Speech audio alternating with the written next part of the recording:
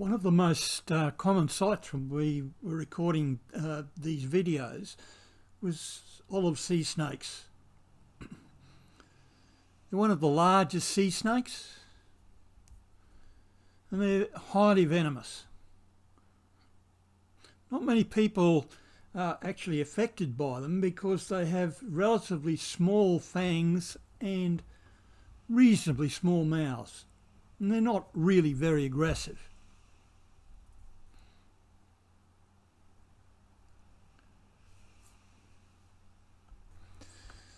The normal prey of sea snakes is small fish, so they use their venom to paralyse the fish, then they eat it slowly. But as you can see in this video, they certainly fed quite actively on the baits that we put down. You can see this one foraging in holes in the reef.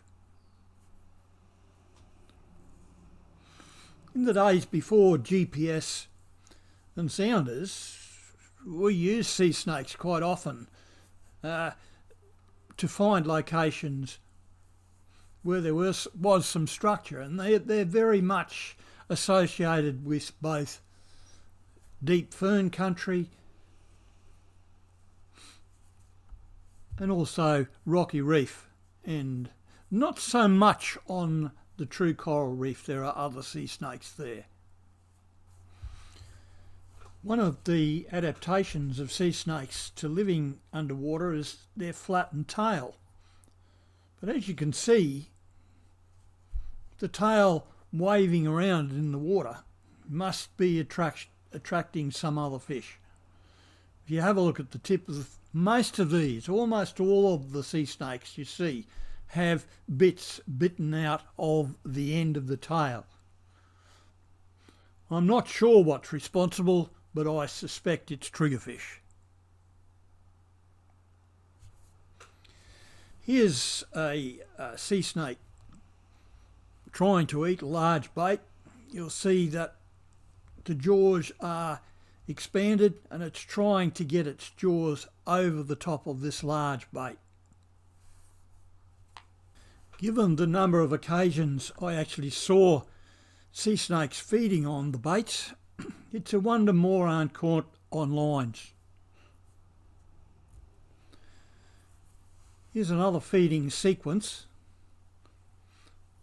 So in comes the snake, inspects the bait and finds the head. Now, what he's done first of all is he's quickly bitten down on the head of the bait and then tried to swallow it.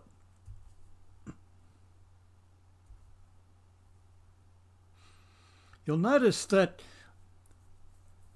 while he's doing this, the fish are tending to stay back. Now the next phase of his feeding is that he puts his body right around the bait and tries to squash it. Now at this stage you can see that his jaws have been dislocated and he's trying to get the whole of his head right over the bait. And the fish seem to sense when that happens that he can't bite them, so they come in and start to compete with him for the bait. So if I zoom in on that, okay, you can see here that he's wrapping coils around the fish bait and I guess trying to crush it. You can see that underneath he's dislocated his jaws and trying to move it over the top of the bait. So there it is, the jaws are dislocated and he's trying to get around what is quite a large bait. So they can eat quite large prey in some cases.